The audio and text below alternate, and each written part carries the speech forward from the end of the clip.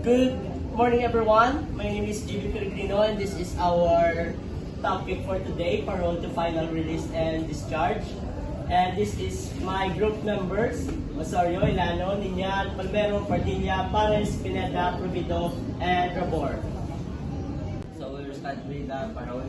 Parole refers to a conditional release of an offender from a correctional institution after they have served the minimum of their prison sentence. So ang parole, kinanglan mo mag-serve minimum sentence para makaabit ka sa parole. So this is the parole definition of term. Section 2, rule on parole and pardon. Number 1. Board refers to Board of Pardon and Parole. Number 2. Capera refers to the institution records of an inmate which consists of his vitimus or commitment order issued by the court after conviction. The prosecutor informs and the decision of the trial court and the appellate court if any certificate of non-appeal, certificate of detention, and other pertinent documents of the case. Number 3. Director refers to the director of the Bureau of Correction. Number 4. National inmate is one who is sentenced to a maximum term of imprisonment of more than 3 years or fine or more than 5,000 pesos or regardless of the length of sentence imposed by court to one sentence for violation of the custom, law or other laws with the jurisdiction of Bureau of Correction or enforceable by it, or one sentence to serve 2 or more prison sentence if a rate exceed the period of 3 years. Number 5. Parole refers to a condition release of prison from correctional institution after he has served the minimum of his sentence. Number 6. Parole supervision refers to supervision surveillance by the probation and parole officer of the parolee. Number 7. Parolee refers to a person who is released on parole. Number 7. Penal superintendent refers to officer in charge of who newly built prison, the correctional institution, for women and the prison and penal farms of the Bureau of Correction. Number 9. Prison record refers to information concerning an inmate personal circumstances, the offense he commit, the sentence imposed, the criminal case number in the trial that appeal. Courts, the day he served his sentence, the date he was receiving his confinement, the place of confinement, the date of expiration of the sentence, the number of previous conviction, if any, and his behavior or conduct while in prison. Number 10. Probation and parole officer refers to the probation and parole officer undertaking the supervision of the parolee. Number 11. Regional director refers to the head of the parole and probation administration in the region. Number 13 and number 12. Release documents refers to the discharge on parole issued by the parole board. Number 13. Warden refers to the officer in charge of the provincial, city, municipal, or district jail. Warden is also defined as the administrator in a correctional institution also called the superintendent. So this is the history of the parole. The parole system origin can be traced to prison administration such as Sibulon, Brockway in 1867, Alexander Maconochie at 1840, and Walter Crofton at 1854. Brockway managed the Elmara Penitentiary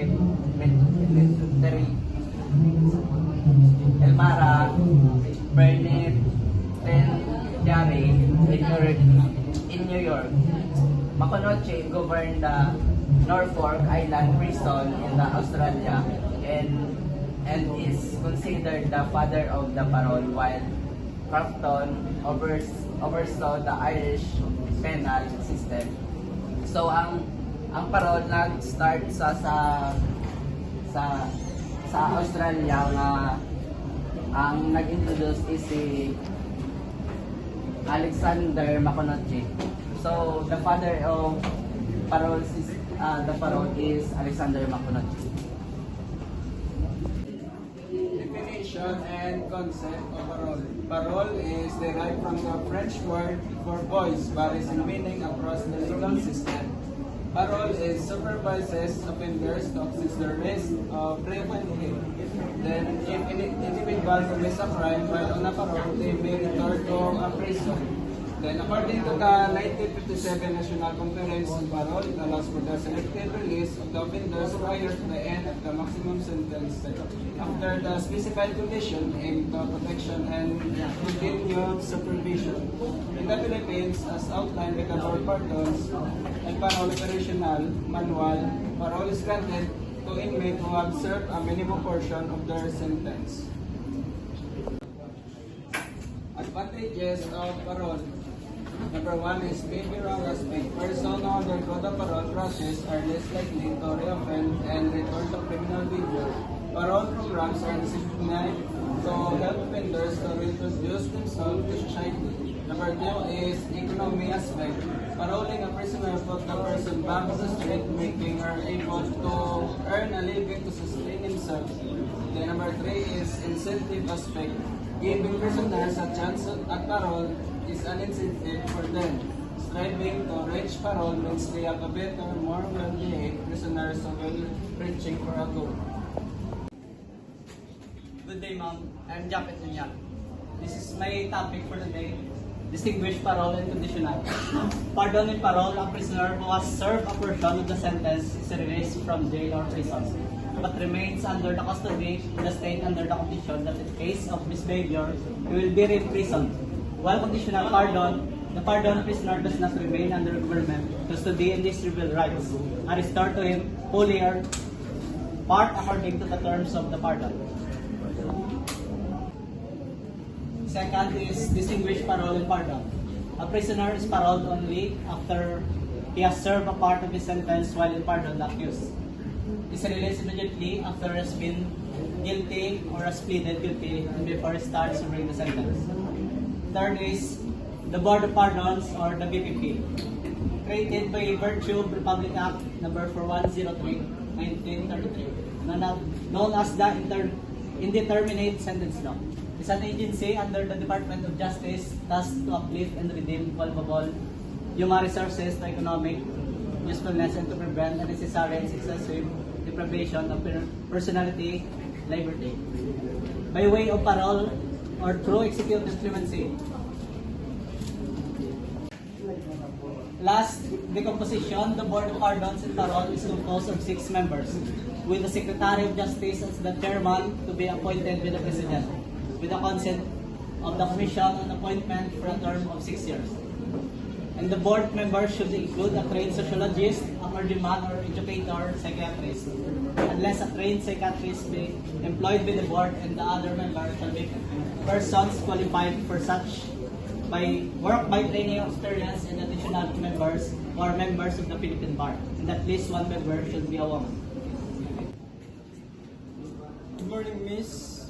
My name is Jordan Palmero. My topic is the board undertakes the following duties and responsibilities, Section 5 RA 4103 as amended. Number 1. Look into the physical, mental, and moral records of prisoners who are eligible to parole and to determine the proper time of release of such prisoner. Number 2. Authorize the release of such prisoner on parole upon such term and condition as may be prescribed by the board. Number 3. Examine the records and status of prisoner who shall have been convicted of any offense others than those named and Section 2 of RA 4103 and have been sentenced for more than 1 year by final judgments prior to the effectivity of RA 4103 and make recommendation and shall such cases to the President with regard to the parole of such prisoner as they shall be deemed qualified for parole as therein provided, after they shall have served a period of imprisonment not less than the minimum period for which they might have been sentenced under RA 4103 for the same offense. Power and functions. Authorized to adopt rules and regulations necessary to carry out its function. Empowered to call upon any bureau office, branch, subdivision, agency, or government instrumentality for assistance in the performance of its function. Number 3. Decision will be arrived at by majority vote.